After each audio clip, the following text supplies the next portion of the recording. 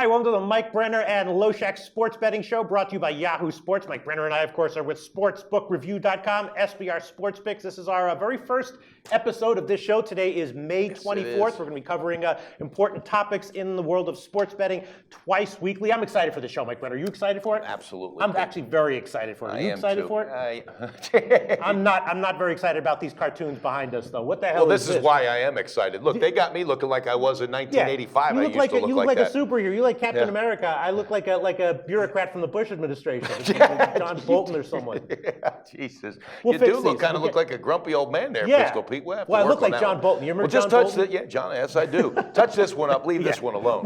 This we can fix. Let's get into today's show, though. We're going to cover, we'll start out each show with like the major stories, then we'll get to some minor stories, and of course, when football season comes around, we'll be able to give picks and stuff like that. We'll be able to give our picks and our analysis and our opinions on odds for whatever odds are relevant during the shows that we're doing. Two big stories this week, right? First of all, Billy Walters, most famous not just the most famous sports bettor of all time, like the mythical guy behind the curtain. Exactly, right? And they say he's the most successful. And if you've ever saw his layout, it looks like a stock exchange room, New York Stock Exchange. Exactly. So. He's like the Wizard of Oz. He's the man behind the curtain. Yeah, I like that, man behind the curtain. Arrested for insider trading, and he's been the authorities have been after him for a while. Well, Thomas Davis was involved too, who was an ex-trader, and also Phil Mickelson was involved. Yeah, Phil Mickelson was involved. The authorities have actually charged Billy Walters 3 times. Each time he was the dude who elude. He got away with it.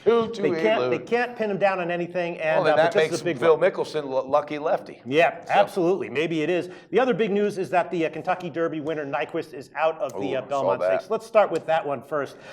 This one I'm actually, from a betting perspective, I'm unhappy about because my favorite way to bet, as I talk about all the time, horse racing is matchup props. Yes, right? Absolutely, and that makes sense. Because you bet one horse against the other. You don't have to worry about bad trips, and you take out variance. Yeah. I was going to be all over Exaggerator in a matchup prop over Nyquist. Over Nyquist, because I think Exaggerator has the edge myself. Absolutely. Exaggerator is a big, strong horse, bred for the distance. He closed really well. Nyquist was fading, and you would have gotten great odds. It would have been like roughly even odds. Exaggerator is my pick for the Belmont, but probably not any value betting, or at least there might be some, but not a lot. And then we got Billy Walters, unbelievable, this guy. Yeah, amazing. Him and Phil Mickelson, old lefty. Apparently, they've been getting some inside trader information. And you know why they were giving him inside information? Because they owed him money. I know. You know why they owed him money? That makes it even deeper. But you know why they owed him money? Because they were betting against him in sports betting. Exactly. He took their action. Absolutely. In sports betting. What did they think was going to happen? Pistol Pete. What exactly? Here's the kicker. If you read about Lefty, old Mickelson, they say, he's going to be excused. Politely excused from all of this. I don't get that, but Well, no, he's going to be excused. You're going against the best in the world. Exactly. He's taking your action. What do you think will happen? The results, of course. Phil Mickelson, I'm speaking to you directly right now. What exactly did you think was going to happen? He wasn't. When you bet on sports against Billy Walters, but that's what they did. Yeah. And they're golfing buddies too. Unbelievable. Apparently now what he's going to do is he's just going to give all the money back, and the other guy. This just shows you. Thomas Davis. Yeah. Oh God, this guy was an investment banker with Credit Suisse First Boston, went to Harvard, everything, and in the end, he's just a big old idiot like everyone else. Was he a part of the administration? He should have been. Yeah, that's where it wouldn't matter because he'd get bailed out every time. He bet money against Billy Walters, not just bet against Billy Walters sports betting. He bet money he didn't have. I know. He went into debt. I read the whole thing, and there's going to be a 30-30 made on it as well. So, I mean, even if you're just an average idiot, you shouldn't bet with money you don't have. Pete, but the world's loaded with them, and that's what makes this business go round. Yep, absolutely. He wound up misappropriating $100,000 from a charity he ran, raising money from a batter's women's shelter in Dallas. Wow, he ought to be ashamed of himself. Yeah, he was like, sorry, I took the Broncos plus 3.5 against Billy Walters, so I'm going to need that $100,000 back. All bets off now, Thomas Davis. All right. Well, these guys are going to get off. No way Billy Walters does any time. No, not at all. And then in other news, the Madden cover came out, generator of the infamous Madden curse in the NFL, and of course in the NBA playoffs. All kinds of hijinks and unexpected results coming out. And for people who don't watch our shows or who are unfamiliar with our shows at Sportsbook Review at SBR Sports Picks, this guy Mike Brenner, some of you might be wondering, what's this guy's deal? Sum it up in one word: winners.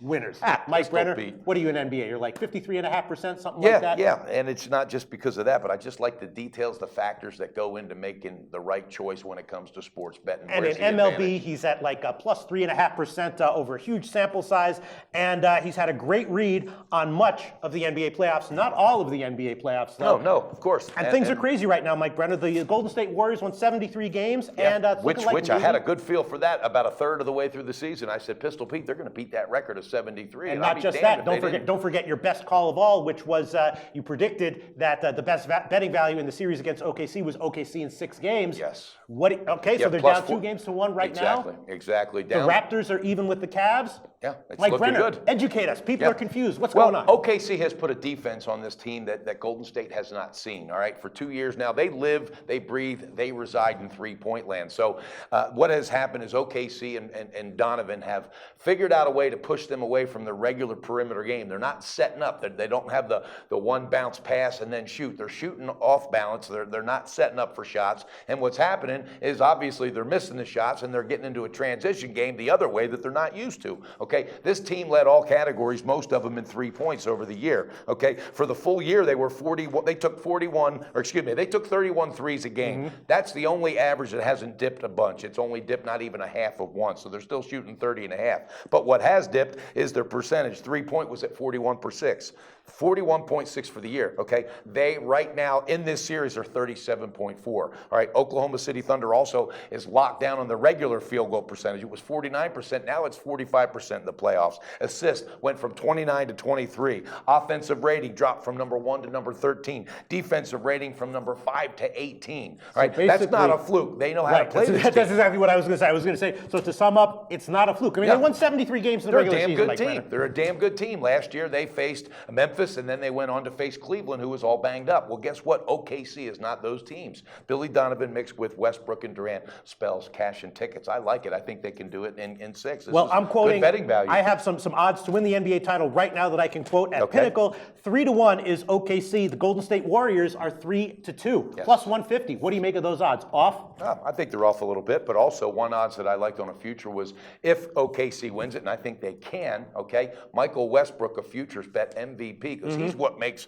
they go as he goes. That was your pick a long time ago. Exactly. Plus 1,400. That's looking good now as well. But yeah, I'm a little bit shocked at the value. What do you think of these lines with the futures compared to Golden State and OKC? I don't know. You have a much better read on the NBA playoffs than I do. Your results speak for themselves. I guess with the odds where they are right now, we've got Golden State at 3-2, OKC at 3-1, and the Cavs are plus 170. Wow. I guess you'd have to think OKC at 3-1 is the best bet there, right? Yeah, that or Toronto. No, I'm just kidding there. And we get a lot of crap on our videos for Toronto Nation for crapping all over Toronto. But you know who else is crapping all over Toronto? Who's that? The betting markets. Right now, Toronto is 40-1 to win the NBA title at Pinnacle. We got Golden State at 3-2, the Thunder at 3-1, the Cavs at about 3-2, and the Toronto Raptors 40-1. Wow. So we are not the only ones. Exactly, we're not. So obviously the books aren't giving them any respect either. And again, it's not a knock on Toronto Nation. It just is what it is. But yeah, I got a real good feel for this, Pete, and I think Oklahoma City's going to bring it. And Golden State, they didn't quench their thirst last year because these guys won another title, but they did accomplish everything they could last year. And sometime during this series, they may take a breath and go, at least we won last year. And as soon as that happens, the doors open and it's over. All right. Well, catch our remaining game-by-game coverage of the rest of the NBA playoffs at SBR Sports Picks. Mikey Brenner's been doing this. His sample size is like 200 now. He's up around 54%. Just has a great read on most games. Unbelievable. I'm geared towards 350, not 200. Wow. Oh, yeah. Yeah. This guy has proven himself this season. And then there's the Madden curse. Yeah, what do you make of that? I mean, Brady gets suspended now. Gronkowski's on the box. Does that spell no Super Bowl? Is there any value? And have the odds for futures, have they changed? When you look at statistics, of course, you look at your record. You've got a sample size of 300 odd picks. The question is how much of that is due to variance? How much of this Madden curse is due to variance? I have the official record here, going back 16 years: 115, 150, and 7 ATS. ATS, which results in a 43%, converts to a 43% ATS rate for the teams that are on the Madden cover. Now that is a pretty big. That could be due to variance, but the sample size is getting up there, Mike Brenner. It is, and it just makes you wonder now with all the drama going on with Brady and now Gronkowski. I don't know. I'm sitting back on this one, but that is interesting, and I wonder what John Madden himself has to say about this so-called curse. When you look at stats like that, you have to think: is there something fundamental underneath it that's causing it? There could be something here because hype causes teams to be overvalued. Yeah, absolutely. And any team that gets put on the cover of an EA Sports game is going to be probably on the downward curve of their hype. And probably just about at peak at the perfect time to be overvalued. Well, it was like that one time with Sports Illustrated, also, guys. Yes, exactly. Same and it's type the same. of thing. It's the same principle at work. Yeah. It's hype. Yeah. It's hype. And my hype question is, John Madden, does does he believe in a curse? This is the same guy that never flew in an airplane, always would meet his team, had the Madden bus because he was afraid to fly. Definitely. Makes you Definitely wonder. believes in curse. Interesting stuff in the world of sports betting. Catch our next show where we will cover another bunch of topics and discuss the odds and all that. Mike Brenner, great first show. Nice show. We're out. Have a great day.